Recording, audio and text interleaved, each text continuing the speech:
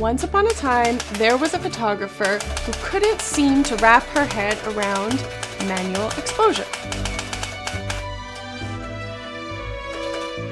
Wait, scratch that. Every single photographer and videographer and cinematographer since the beginning of time, since the beginning of photography, has had difficulty with manual exposure.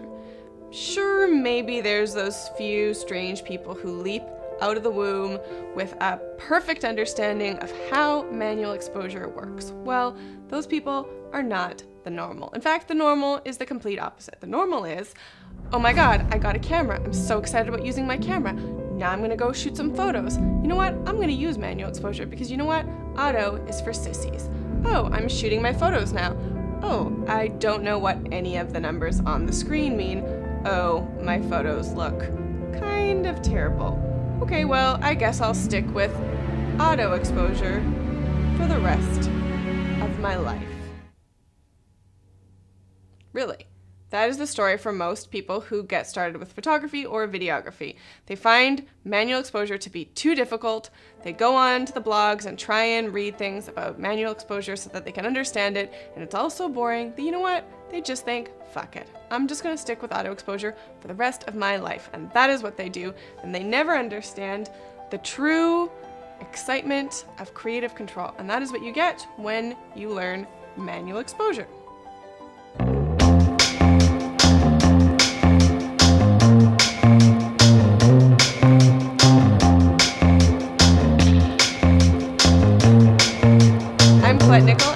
Of Story Envelope Media, and you are watching an episode of The Micro Filmmaker. Today, I am going to show you, first of all, what the manual settings mean, what part of the camera they relate to, and then how to use them to create certain looks in camera. So, before we get started, you need to go and grab your camera so that as we're talking about settings, you can look them up on your camera, maybe take some test shots, go back to the video, keep watching, take more test shots, blah, blah, blah.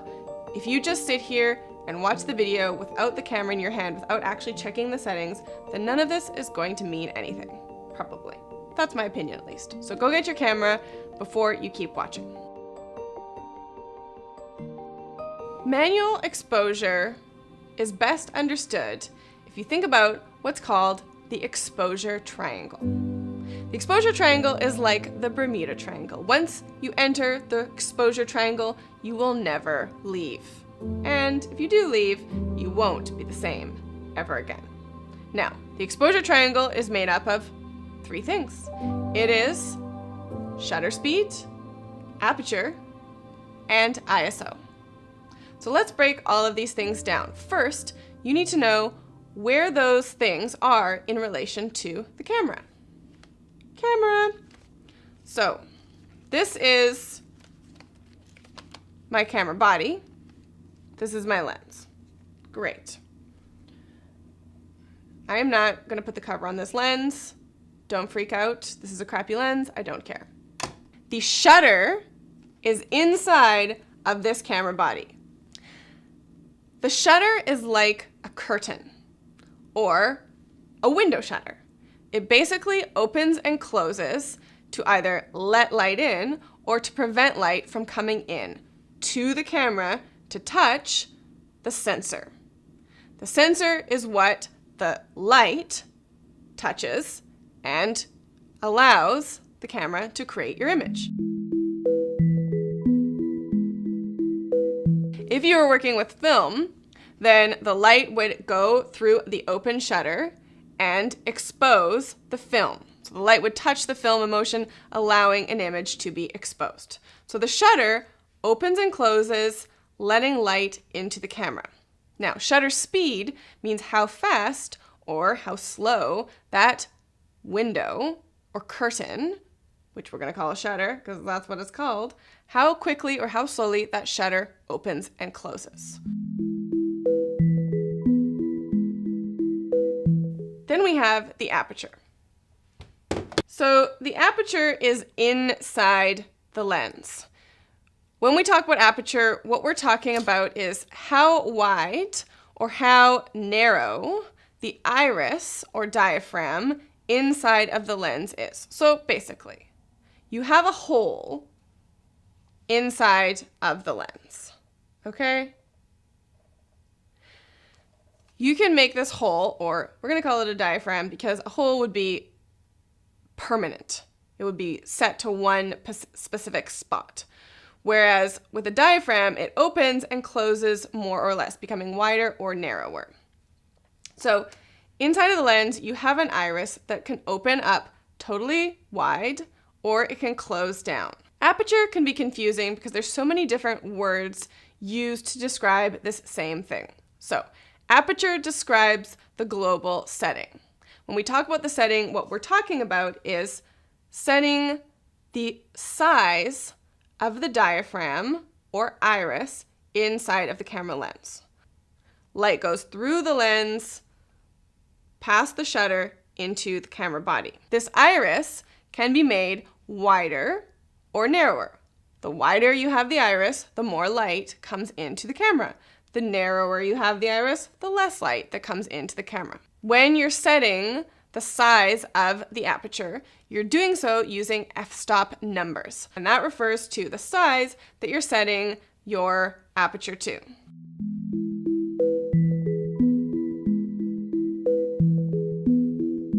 Finally, you have ISO. ISO refers to the sensitivity of either the film emulsion, if you're talking analog, or to the sensor itself. When you set your ISO with a digital camera, what you're doing is telling the camera how sensitive to light you want it to be. The higher the ISO number, the more sensitive to light it is. ISO is by far the easiest thing to understand because it's the most intuitive. The higher the ISO number is, the more sensitive to light your camera is.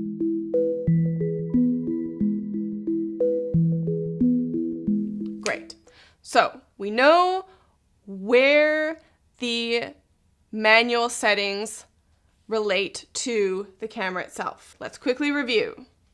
The shutter is in the camera body. It's a curtain that opens and closes and lets light into the camera. The aperture is in the lens. It's a diaphragm, and it decides how much light is going to go into the camera. And finally, ISO is related to the sensor. When you set your ISO, you're telling the sensor how sensitive to light you want it to be. We've talked about the shutter, the aperture, and ISO. Now we're going to talk about the significance of those things. So first, let's go back to shutter speed. When you set the shutter speed, what you're deciding is how you want to capture motion. So in photography, you have a few options of how you might want to capture the motion. You might want to have motion blur, so you have a bicycle that is going through the frame, and you might want to actually have the bicycle be a blur, and then the scenery behind it is nice and crisp. Or the alternative, if you're a sports photographer, then you want to have that bicycle be nice and crisp. So setting your shutter speed decides how you are capturing motion. With photography, the faster the shutter speed, the more you're able to freeze the motion so that the object, which is in motion, actually looks relatively static and it's nice and crisp and clear and in focus. And the lower the shutter speed, the more that motion is blurred. Now in videography, you have a slightly different rule. Setting the shutter speed still decides how the motion is going to look. You have a basic rule of how you need to set your shutter speed for video. And that is you take your frame rate and you double it. And that is your shutter speed. So if you're shooting 30 frames per second, then your shutter speed needs to be 1/60, which is 1/60th of a second. So you take 30, you double it, gives you your shutter speed. If you were shooting at 60 frames per second, then your shutter speed would be 1/120, or 1/20th of a second. Shutter speed is written as a fraction of a second, because that is usually how fast the shutter opens and closes. Unless you're doing nighttime photography, you don't usually have your shutter open for 1, 2, 3, 4, or 5 seconds. You have your shutter open and closed for a fraction of a second. So when you're setting your shutter speed and you see the number 100, that's actually 1 over 100, or 1/100th of a second. If you see the number 500, again, that's 1 over 500, or 1/500th of a second. Let's look quickly at a couple examples of how setting your shutter speed in video will affect how your footage looks. Now, if you set your shutter speed too slow, then you'll have a lot of excessive motion blur that you don't necessarily want.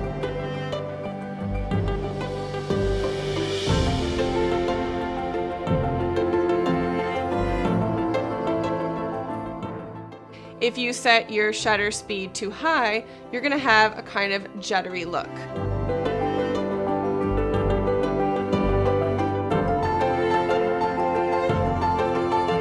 Next, let's talk about aperture. When you set your aperture, what you're deciding is how much of the image you want to be in focus. Another way of putting that is saying that your aperture settings affect your depth of field. The depth of field is how much of your image is in focus. You may want to have the entire image be in focus. You want the foreground in focus, you want the subject to be in focus, and you want the background to be in focus as well. Or you may only want a small portion of the image to be in focus. That really depends on the look and feel of the image that you're trying to create. Now, when you set your aperture, you are deciding how much of that image is going to be in focus. The reason that aperture can be so confusing to so many people is that the aperture numbers, which are called f-stop numbers, are extremely counterintuitive. Your f-stop numbers start low, often at around 1.8. An f-stop of 1.4 would be a really expensive and fast lens. For our conversation today, let's just start our f-stops at 2.8 because that's a pretty common f-stop. Smaller numbers like f2.8 actually let in a lot of light. So the smaller the number, the wider that iris opening is, the more light comes in, and the shallower the depth of field. Once again, the smaller that f-stop number is, means you're letting in more light. Smaller f-stop number, wider iris, more light coming in, shallower depth of field. This could not be more counterintuitive. So when you're setting those f-stop numbers, you need to be thinking lower number, more light. When you go up to those higher f-stops, you are getting a lot less light. So those can be very useful apertures when you're shooting outside, but you're not going to get shallow depth of field as easily.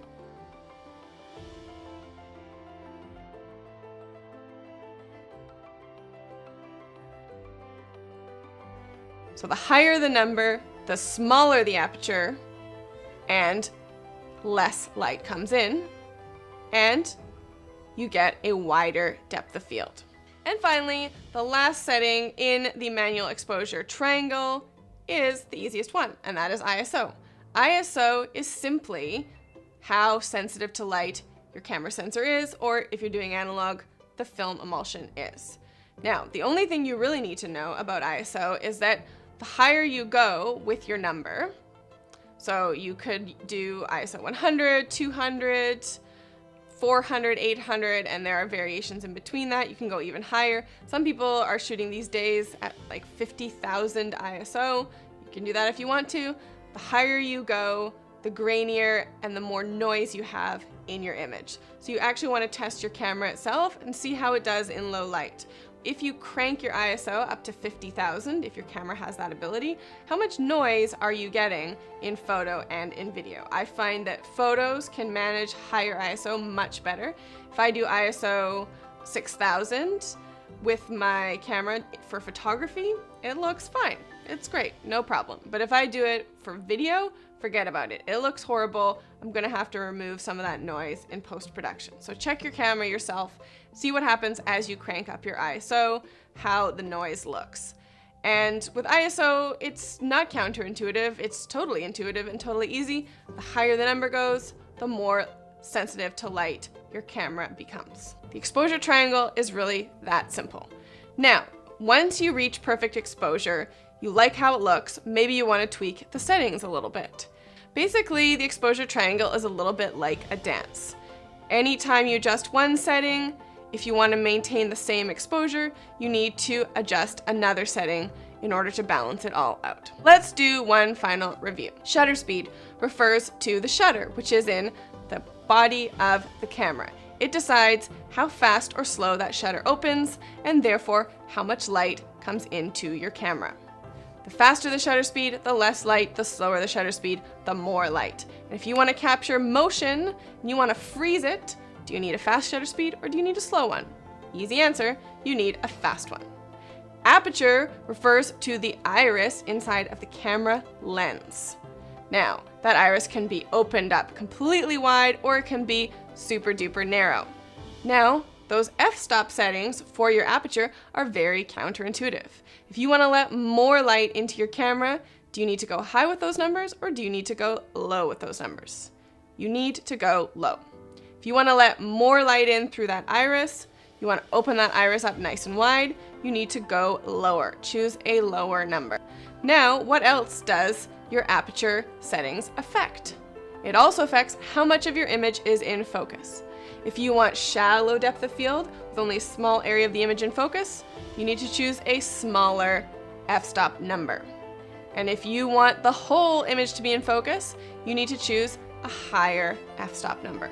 And finally, you have ISO, which is super duper easy, and all that does is affect the sensitivity of the sensor or the film if you're shooting analog.